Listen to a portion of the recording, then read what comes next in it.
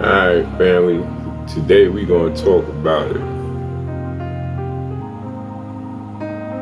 Like it says, it's a known fact that many African Americans, especially males in America, do not visit doctors' offices. Facts. It's just what it is.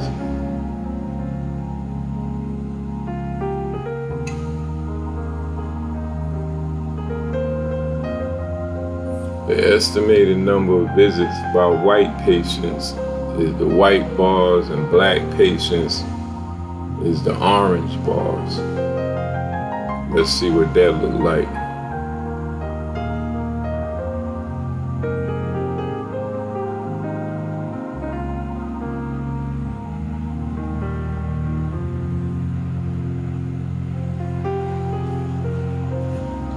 Yo, that's crazy. Look at all them white bars, anywhere from 1 million up to 4 million. Then look at us, the little orange bar down in the corner. Man, when you see it like that, that's a reality check of what's really going on. We don't see it like that.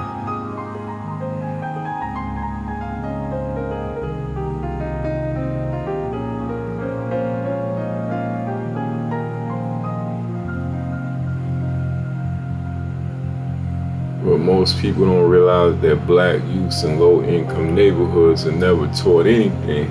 Yo, that's facts. That's what I was saying. I ain't supposed to know.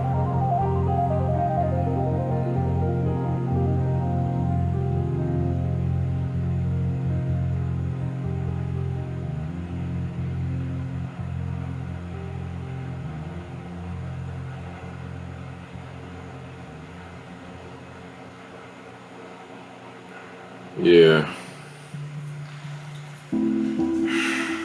Nobody sits down and explain the difference between the two. Okay, you had that discussion.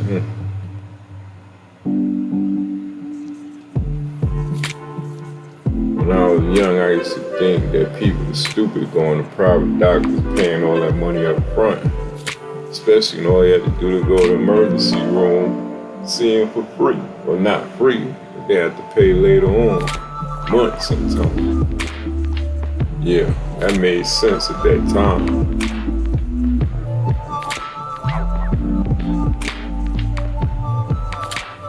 And there it is, right there. The bills start coming in. Woo. Figure it out.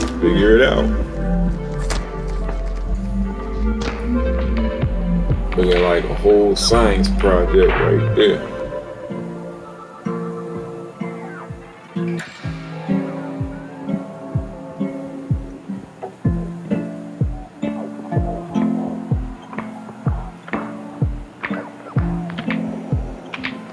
Yeah, the doctor's visit would have been way cheaper in the end.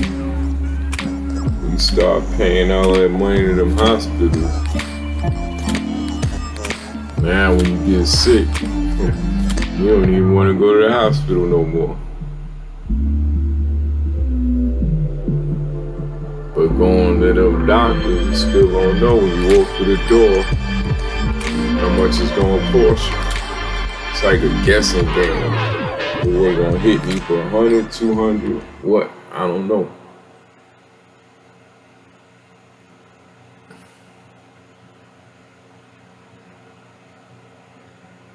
Yeah, a lot of people get scared to go. Oprah Winfrey did put that movie out, a documentary about it. The Color of Care.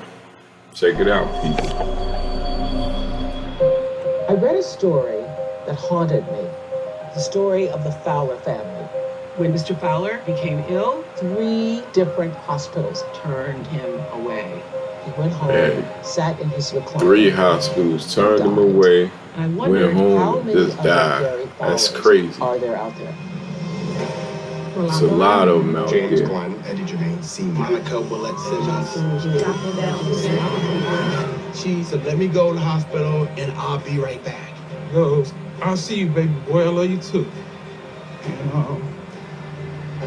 What if I told you the biggest indicator of how long you're going to live is your zip code.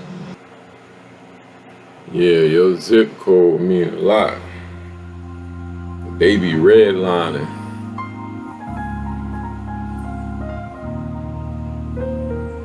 They break down the states in sections of zip codes. Then they color code them. You live in that red or that orange, boy. You already destined for failure. Anywhere you go filling out any kind of forms, trying to get cars, homes, whatever, credit cards, they see that you in them areas, you're not gonna get it. So what's the difference between the emergency room and a primary doctor or a private doctor?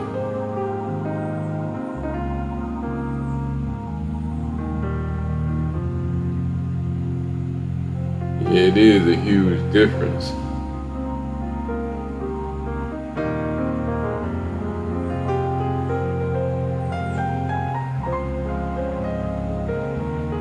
The emergency room is only for what the name says, emergency.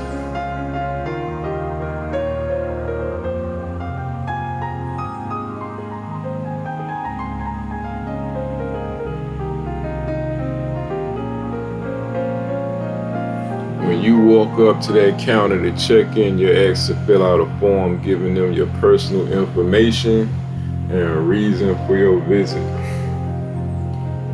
Yeah, that's what the forms be looking like, something like that.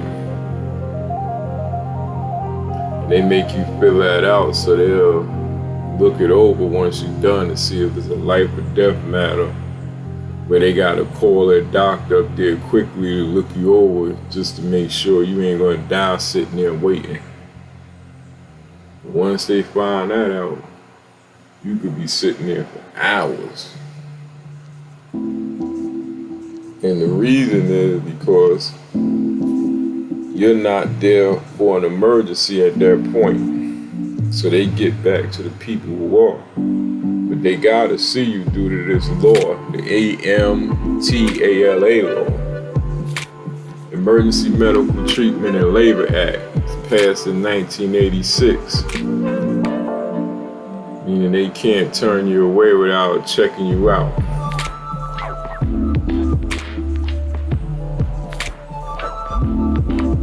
Yeah, that's the crazy part. Once they check you, they gonna then probably give you a little something to ease the pain or whatever, and guess where they gonna send you? To a private doctor. So you still gonna have to see that primary doctor or private doctor. And what is that? That's a doctor that's gonna check you all over, run all kind of tests on your whole body, make sure everything functioning right. And you're gonna want one of those. You really are.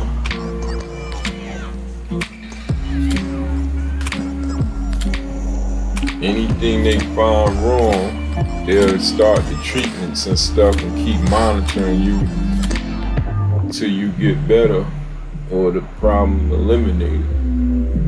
The hospital ain't gonna do that, I'm telling you right now. Yeah, and that's another thing. If you had a primary doctor, then when you went to that hospital for emergency, they'll call that doctor.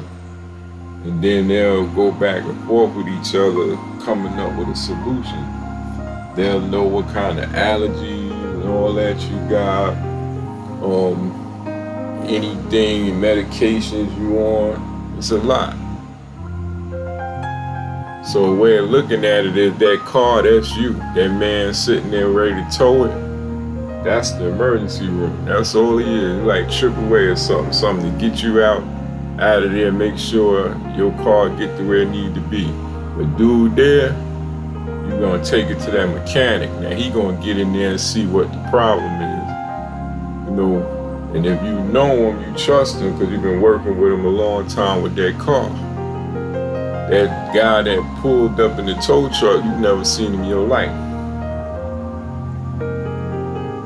But then when you get that mechanic, it might be something he can't fix because it need a specialist. Transmission, something like that. If that's the case, that's what they call a surgeon in the medical world. So yeah, that's about it. Hit that subscribe button. I ain't an expert, but I gotta look people's out with some info.